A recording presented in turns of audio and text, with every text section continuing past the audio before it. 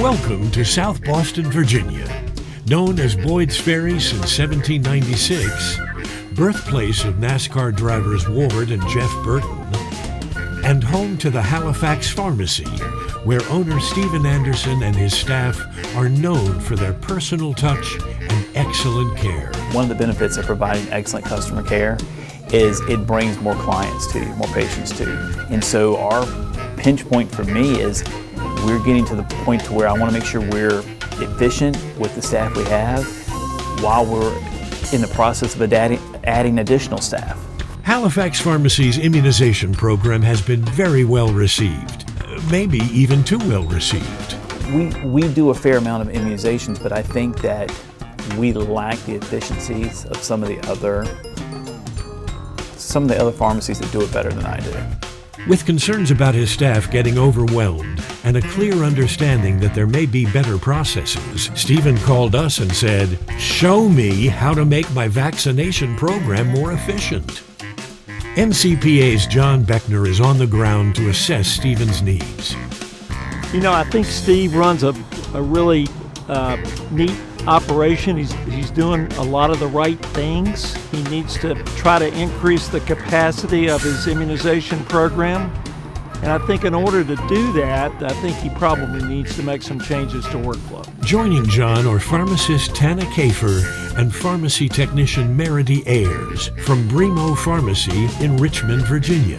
They're going to try to help Stephen and his team out. Hey guys. How are you? How's it going? Good to see you. Good to see you. I'll shake your hand. Good to see you. Good to see you. Welcome to the pharmacy. So this here is the front of our retail pharmacy. We have two pharmacies in the building. We have a retail in the front, of course, and a long-term care in the back. Our immunization program and other programs we offer mainly focus on our retail patient. So Stephen, tell us why we're here and what you need help with. So our volume, I feel, impedes us being as efficient as possible with the immunizations, and I think it's creating a situation where we're so busy trying to make sure the patient gets their medications that we may miss, hey, you're due for your pneumonia shot, or you're due for your flu vaccination. So I'm trying to figure out how we can be more efficient at it and then use and optimize all of my employees for it. Speaking of that, do you feel like you're maximizing the use of your technicians, particularly in the immunization process? I feel like we're getting a good majority of the use out of them. I think there are some things that we all could hone in our skills on, and I think that these two hopefully will be able to show me the way. I feel like a Jedi, so we'll see. So we'd like to see this in practice. Do you have a patient that maybe we can go through this with? I do. He should be here momentarily. Great. Yes. As the patient arrives and fills out the requisite paperwork, Tana and Meredy are looking for some specific interactions. I am hoping that Stephen has turned on immunization e-care plans with his sync patients, and when a patient comes in for a vaccine, not only is he talking about whatever vaccine they have come in for, but what other things can we do? I'm hoping to hear something similar, but instead of on the e-care plan, when they're in that vaccine room getting the 2 vaccines instead of the 1, that you also realize you have a captive audience and can sit there and have a conversation about their other healthcare needs that maybe he can take care of while they're here, or can plan, put on the schedule, say, hey, let's look at this service I offer. Or let's look at, you could really benefit from this as well. Let me reach out to your doctor about this. And realizing you have that captive audience in the room sitting down with you for at least 15 minutes. As soon as everything is prepped and processed, Stephen invites the patient into a private room where the injection will be given. Jack, Hi, Doc. come on back. You're the next contestant. All right. Come on down. Have a seat wherever you're comfortable. And we're here for a shingles vaccine today, That's correct? right. That's okay. right. The way this works, Yep. this is a 2-shot series. You will get 1 shot today, and then you will return 2 months to 6 months later. What we normally do is I have the technicians put in a reminder in our system. We'll start pestering you in about 2 months to come in for your second shot, okay? All right, my friend. Do you have any questions? No. Okay, good. All right, my friend. Just relax that arm. Full stick.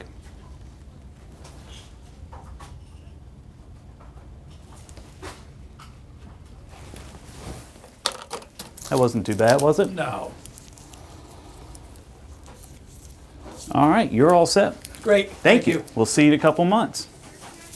And before you know it, the injection is done and the patient is on his way. They're efficient with the patient's time, but our experienced peers have plenty of other suggestions. So some things that I just saw a little bit.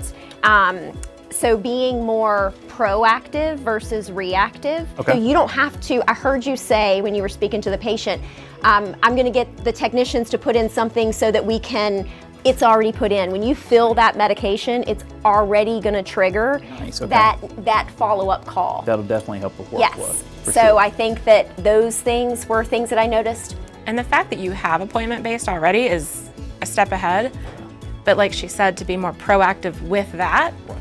will buy you more efficiency. Okay. So you have one step and then just take that step a little bit further. Yeah, I'm game, because anything that the techs can help with, it takes some of the load off of us pharmacists, especially me, because every day it feels like I'm playing whack-a-mole, trying to chase everything down. And so having the techs help me with that would be a godsend. You have a sync program, correct? Right, yes. How many patients are in your sync program? So currently we have about 600 patients in the sync program. So I would start with them. Okay. They're the patients you're talking to every month. They're Right. the patients that you're filling their meds every month, not just the walk-ins. I don't want to exclude the walk-ins. Sure. However, as we're thinking about growing, let's do it in kind of a stepwise approach. Okay. So starting with your sync patients, targeting a vaccine of an e-care plan that triggers automatically. Okay. And we'll talk about how that is going to work into your workflow Sure. so that you see it. It's not something you have to add and submit. Okay. It's already going to be done. You can do it. When you complete it, it sends to CPESN. So it's Done. right. It's Nice, more okay. automated. It is something else. Right. However, it is important if you want to grow this program. Oh, for sure. And I think it's the unknown of the e-care plans and lack of comfortability with it. I think, It's hard. yeah, definitely. Yeah, So and we're still learning too. And yeah, I can definitely show you some of the templates Sure. and how it automatically Does it? happens so Sweet. that you don't have to go back in Okay. and do it again. Awesome. Because obviously that takes more time. Right. So I'm excited about that. So awesome. Well, good. I think that's a great point regarding reactive and proactive. Reactive is the pharmacy is just acting on a patient request for vaccine. Proactive, they're really trying to identify other vaccine opportunities to go along with that individual request, or even if somebody comes in for a medication, that may be an opportunity to push a vaccine. So the first takeaways are to use templates and available automated care documentation, and to begin with patients that are already in the SYNC program. It'll also be important to get the techs more involved in order to take pressure off the pharmacists. So Stephen, do you have any other things you think your technicians would be capable of doing to help your workflow get a little bit more efficient? What else is there, do you think, that you could utilize them for? Honestly, I think they would be willing to do whatever we can train them to do. I think that falls back on me and just lack of training. So again, just more direction from you guys to say, hey, this might be a more efficient way of doing it. So I know billing's a big thing. It is. You're going to go through all of this work and all this great workflow, but did Yes. you get anything for it? Exactly. And we want to make sure you are. concerns, definitely. Absolutely. I think we can help take care of that too. Awesome. You know, I think the four of them have had a great discussion this morning. I really think it would be great if they could pair off Meredy with one of the techs, Tana with Stephen, and I think they may be able to identify even more opportunities to improve their workflow. I would say, you said you want to do the billing part, right? Well, no, I'll let you talk to Ruth about that.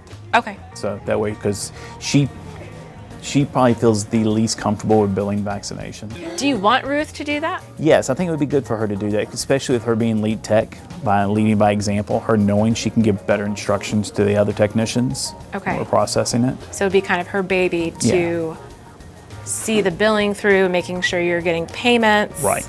Got it. Trickle down effect. Let Okay. her come from the top and kind And of let then everything. also being a go-to for anybody else that might jump in Right. when needed. Okay. Exactly. And while Meredy's talking with Ruth, maybe you and I can go back to the long-term care part of your pharmacy and we can talk about maybe ways to target facilities and other businesses in the community. That'd be great. Okay. Discuss more about these off-site clinics. I Yes. think that'd be good.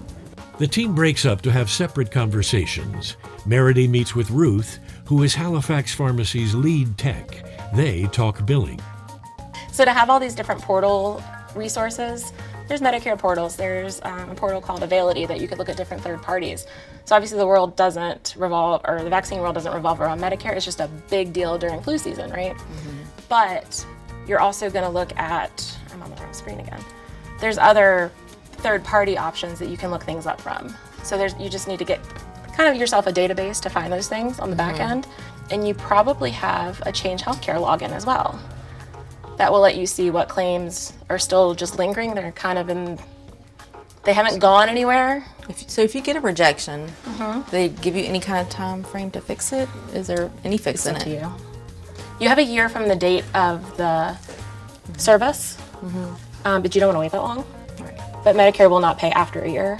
And third parties can be 90 days, they can be 6 months, it all depends. Since we're giving vaccines, and I know Tana will go into a little bit more of this, you can build templates in here. So you don't have to worry about figuring out what the lot number was and Right, figuring yeah. out. We do have some of those in there. So you need to know what that is. And to understand what you're putting in is important, because you're going to keep an eye out on what you're getting paid in the top corner. And if it looks a little low because you physically provided a service, or Stephen provided a service by injecting this, you want to make sure you're getting paid the maximum amount you can. I definitely would have to do this for a while to get the hang of it. In addition to the resources available to ensure billing is accurate, Meredy and Ruth also talk about training and knowledge sharing. Right. So you mentioned when he comes in with like vaccine forms, they just kind of get dispersed. We kind of learn it off of each other. You know, one or two people get all the knowledge, Right. and then as it's our turn to start working on it, so it gets rotated through. We kind of learn it off of each other. Do you find it getting disruptive during the day? Oh yeah. Because you're doing a high Yes. volume of prescriptions. Yeah, and we try to keep them. We try to do them as we do the billing as we're doing the shots. So yeah, it can get disruptive. So if he came back because you're doing from- plenty of other things at the same time. This isn't really assigned to one person. So everyone's trying to learn the same thing, and so sometimes it's not always done the same way. So Correct. So it's hard, and to say, hey, can that person put together a step-by-step is a challenge I run into as well, because it's not always step-by-step. That So part. yeah, we're always running back to the last person who worked on it and trying to figure out, teach me how to do this. Right. So it is, it's a constant. Meanwhile, you're filling Yeah. 900 prescriptions, Yes, right? right. I've recently been incorporating screen recordings because a 1, 2, 3 step list is not always the case. It's a little harder. So having a visual is really nice. Having a back end, like I use like a note keeping thing. The whole experience was eye-opening to Ruth. Oh, it was really good information. I had no idea how some of that worked. I didn't know that we weren't getting paid right away. So it's nice to know that we need to kind of follow through with that. Just understanding that we need to apply these techniques, make sure we're getting the full benefit that we're entitled to and should be getting paid is it's exciting to get on that and get started into that. Meanwhile, Tana and Stephen meet to talk about off-site vaccination opportunities. So I'm excited to hear everything you can teach me. All Yoda. the things. Yes, Yoda. So you have a long-term care pharmacy. Yes. So those are patients that you could be going out and doing immunizations for. Right. And it sounds like you are in some situations. Yes. Are you taking other vaccines with you when you go? No. So that could be an opportunity. You have the patients, you have their information, so you could pull before you go. I don't know. So sometimes with long-term care, you have to get a consent. Sure. And so if there's a guardian, it's good to plan that out in advance. Okay. It's genius. That's why you're here. I was going to say, I wish I had thought of that, but that's why you're here to help me with this. So, yeah, and the whole thing of pre-screening and knowing.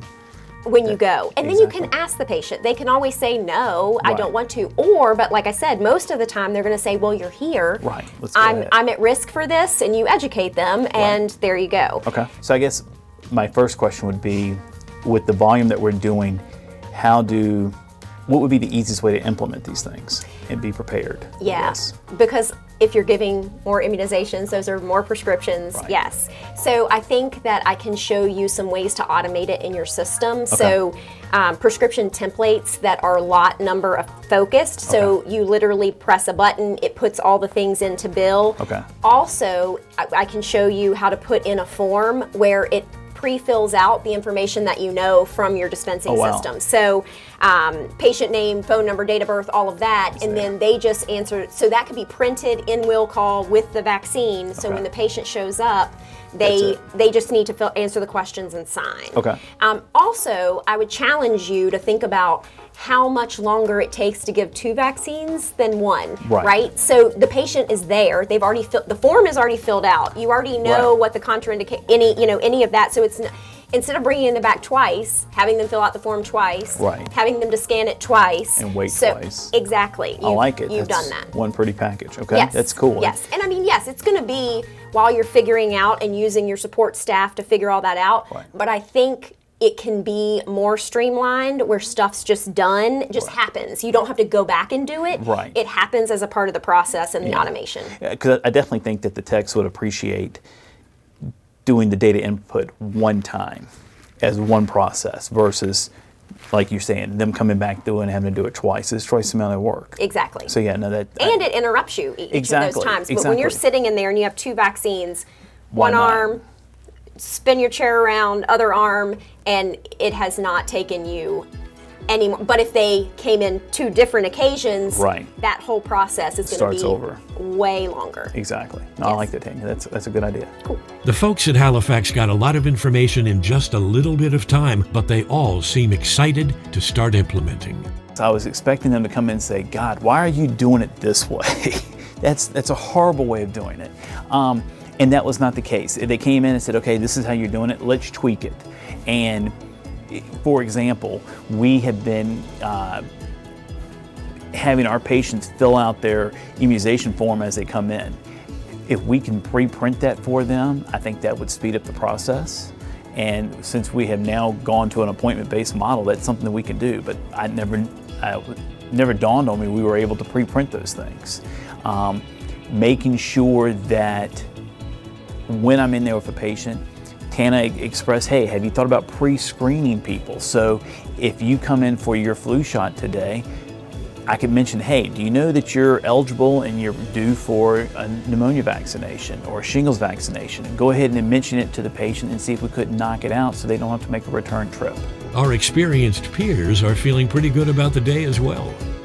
I think there'll be a good balance. So I think I tried to tell Stephen about giving 1 vaccine basically takes the same amount of time as 2 or 3 if you're doing it at that same visit. So you're not bringing the patient back in multiple times, getting them to fill out a form multiple times. So you're doing it all at that visit. So streamlining those things, putting in some of the tools that we talked about, I think will allow him to give more vaccines, but also technicians will have less input if they're doing it all at the same time. Independent pharmacies are businesses, and that can get lost in the day-to-day when you're here taking care of your neighbor and somebody you know in the community. And so it's important to get everybody on board and realize, yes, they're coming in here, they're putting medications in a bottle or some compliance packaging, but they also need to be aware and more hypersensitive to what they're looking at in the computer system or on the piece of paper or on the prescription to say, hey, this person's also eligible for this. Having more conversations with the community will build more customer base, which will build more revenue, which will keep your doors open, which is what independent pharmacy needs to be doing right now. I think today turned out really well. I learned some things in terms of he really does have a good operation. His clientele love him. He takes great care of his patients. But that being said, I think a number of things can be improved in terms of efficiency. A few weeks later, the team does a video call to see how Tana and Meredy's advice is working. Hi guys, how's it going? Hey Tana, how are you? Good. How have things transpired since we last saw you in Halifax? Keeping up the steady pace. Things are picking up a little bit. We are implementing some of the suggestions you guys had to try and ease the pain of that increased flow, but things are going good. What sort of things have you changed since we last saw you? Well, we've had multiple off-site clinics. Oh, nice. So that has helped. I think it's taken a little bit of the burden off of the in-store vaccinations. We have started doubling up and giving multiple vaccines at one time, so they're not doing repeat visits. And having the techs actually help pull up the vaccines and have things prepped for us, so that way we're just running in and making us a little bit more efficient. So that's the top things that pop in mind. Any thoughts? Well, the billing has been a lot smoother. We are billing the way we were, but going by the suggestions and the program that Meredith showed us, it has really helped us be able to kind of catch the snags and clear them up really quick. So that has been great. That's really working out well.